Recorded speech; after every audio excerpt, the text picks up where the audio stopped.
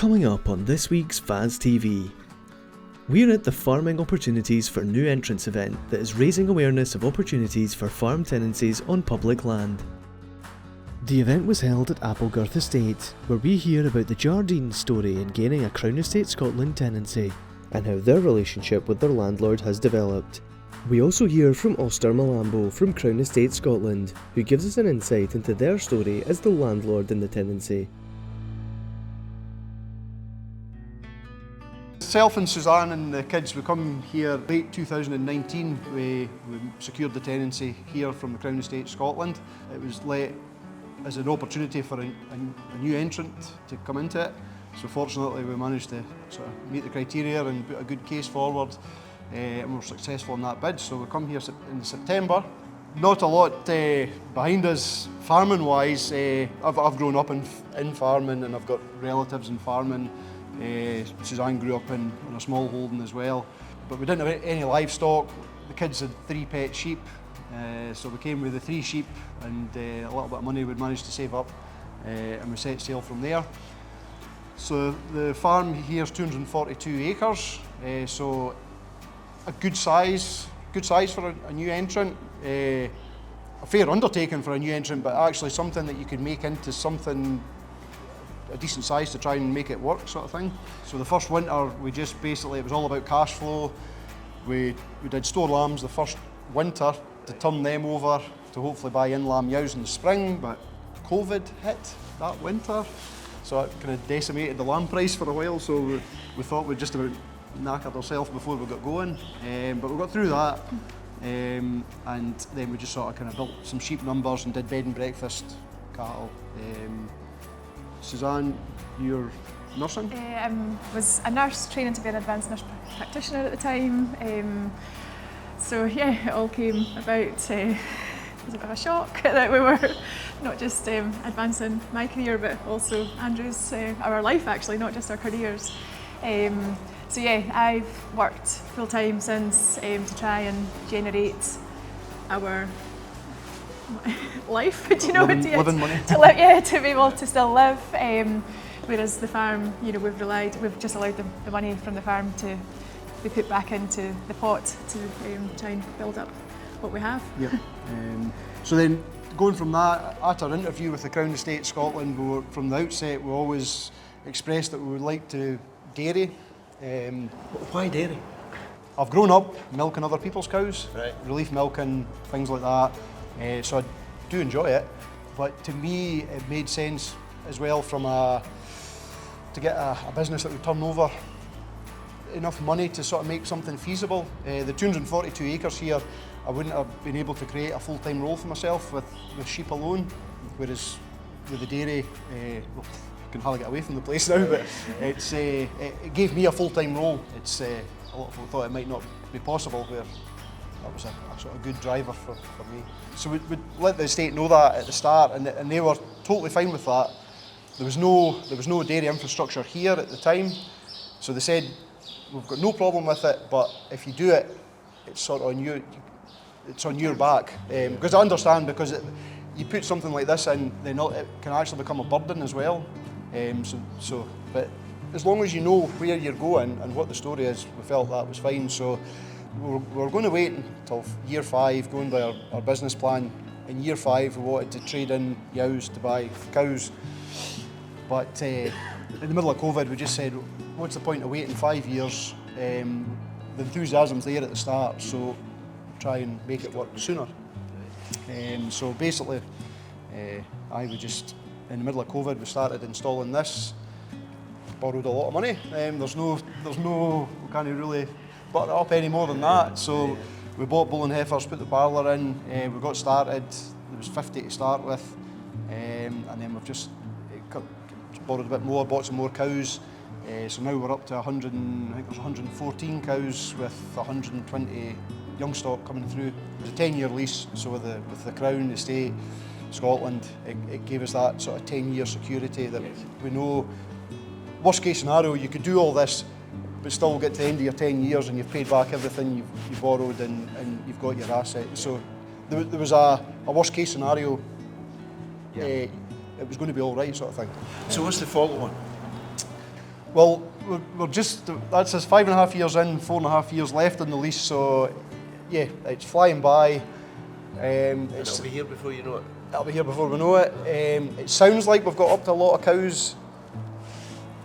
We're not really, we're still a small player really in the industry. Yeah. And if there's such a thing as a sweet spot, we're at the opposite of it. Because the business is generating money and profit, but I'm just here constantly. We've got a little bit of help from a couple of relief milkers, but it's not big enough to take on a full-time employee yet. So basically it's 365 just now, and it's really hard to make the right time to spend with the kids and things like that. So we're just at this. It's growing, but we're just in between things at the minute, I think. The first year we got a small loan for sheep and a small overdraft, and we paid back the loan and we paid back the overdraft, and then we worked away just out of sort of kind of cash flow, slowly putting this in, and then we just got to the point of milking cows. But as you'd imagine, the cost for everything was more than what you budget for, and before we even sold a drop of milk, we were just thinking, well, we're under a bit of pressure here, so we could do with a bit of overdraft just to take us a couple of months. And the bank were like, nah. So they obviously didn't believe in which I thought, milking cows, everybody loves dairy farms for turnover. Mm-hmm. So that was fine, so we got through that. And then for growing,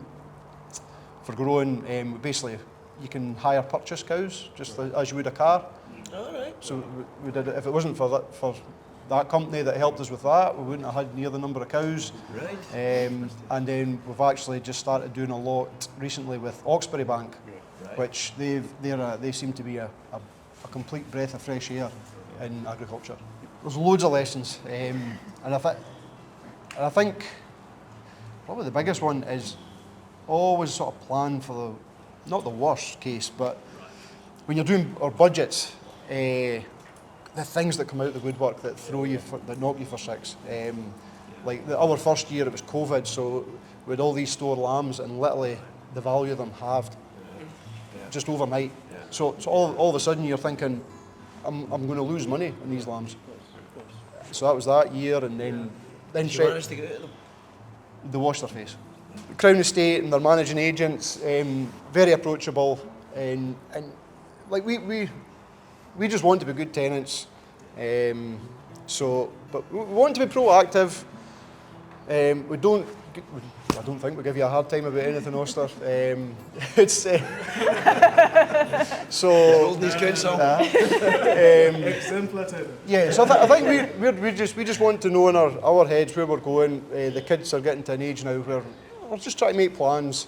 Yeah, and because we're relatively early in our farming careers, we can't do things just on the drop of a hat.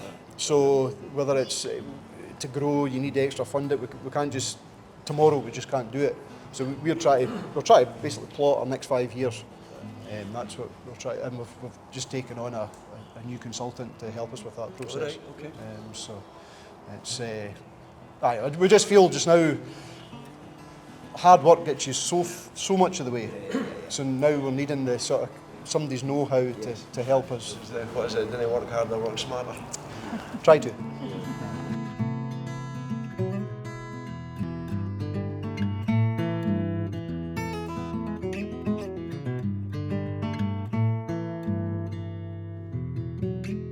We are Andrew and Suzanne Jardine and our children Howie and Tilly. We farm here at New Farm, BTIC just south of Moffat, with 242 acres, and we're milking 110 Jersey cows. We found this tenancy through local knowledge, but it was the farming press was when it became public. We were living 10-12 miles down the road from here, so we knew locally it was happening, but it was all advertised nationally. We tendered, I believe there was 16 or 17 other applications for it as well. It was really good, different, usual steps. You put in your tender, you're narrowed down to a short list, and then down to interviews. And at the interview stage, the interviewing panel actually came to our own house and interviewed us at home. Some of the challenges we faced, mainly the lack of opportunities.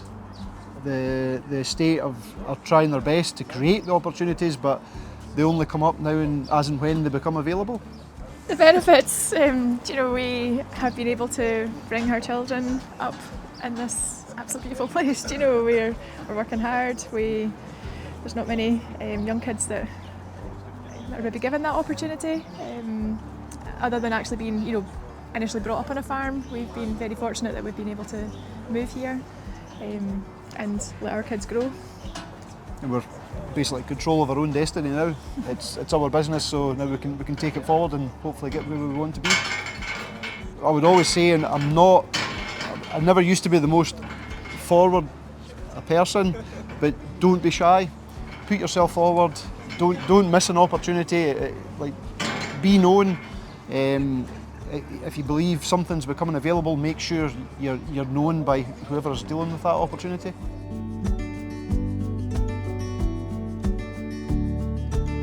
Okay, so my name is Oster Milambo. I'm the Director of Property at Crown Estate Scotland.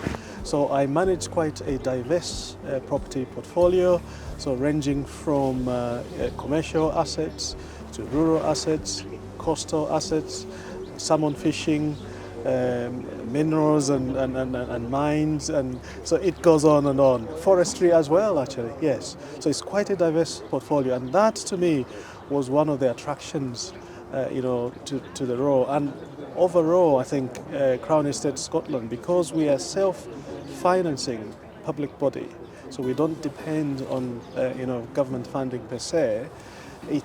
We have a beautiful mandate that we have to contribute to the overall well-being of Scotland. Right. So the tendering process is actually more heavily weighted towards the new entrants. So what we do is we give a priority rating or a high rating to new entrants or potential new entrants that are applying. And then we work through the process with them, so we make it very clear what we are asking of them. So we make sure that all that information is readily available to them. Then when they're putting together their business plans and their financial plans, we can point them in the right direction on where they need to, or what they need to do, or what they need to put together. Then finally, what we do is, again, that's our experience, most of the new entrants, by the time they're getting to the biggest barrier is the finances. So we try to make that a bit lighter for them, so they consider to look for money to pay rents and things like that. But in terms of investment in the infrastructure, we try and take that burden away from them. So overall, the whole process of tendering process is really favourable to a new entrant who is serious and wanting to do this, this business. They're fantastic. New entrants are so enthusiastic. There's dynamism there. So we found them really a good addition, to our tenant base. And we, as Crown Estate Scotland, as you may know, we have one of the largest, landlords in the rural sector. That is. So having new entrants, they bring in new ideas, they're able to challenge the status quo, they ask questions. Now, generally, our farming tenants, they're very settled in what they do. They don't want to bother anybody. They just get on with things. So when you say, come and talk to us, engage, give us feedback, you don't get a lot, But the new entrants, they're always there, giving new ideas and new approaches, which we find really, a breath of fresh air, which is really helpful. So the challenges really is the availability of these opportunities to, further or other new entrants that would be willing to get onto. So we don't have a constant supply or a supply chain of available opportunities. But what we do, or what we have, is a clear policy from our side that when these opportunities do come up because somebody has retired or moved on, then we can make these these opportunities available. So that's a key challenge. I think in terms of opportunity, if they prove themselves, the sky is the limit, because all we want is good tenants that are really willing to do the work and contribute to food security, etc. So the opportunities are there, and we always encourage our tenants or new entrants to be authentic. Do what you want to do. Don't be distracted because there's so much around you or in the area. So you do actually what works for you, because then your passion doesn't wane, especially in the challenging times, because challenging times are many in the farming community. Two pieces of advice I would give to potential new entrants.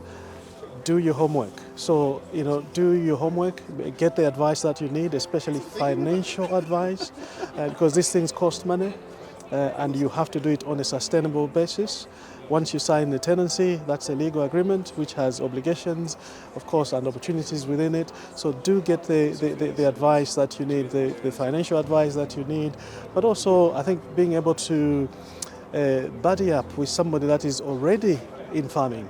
So they will give you very, very good advice. Then secondly, feel free.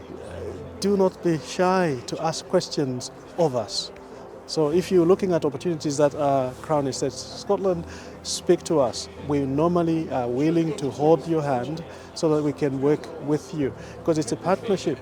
So we bring the land, you bring your expertise and your time, so together we actualize that and add to food security as an example. So those two pieces of advice for me is really, really important. Don't rely on the knowledge or the hearsay, because you're not yet in the sector. So get the financial advice is really, really important, and then speak to the landlord. What is it that they want? So you are able to put your best foot forward because you are clear on the requirements.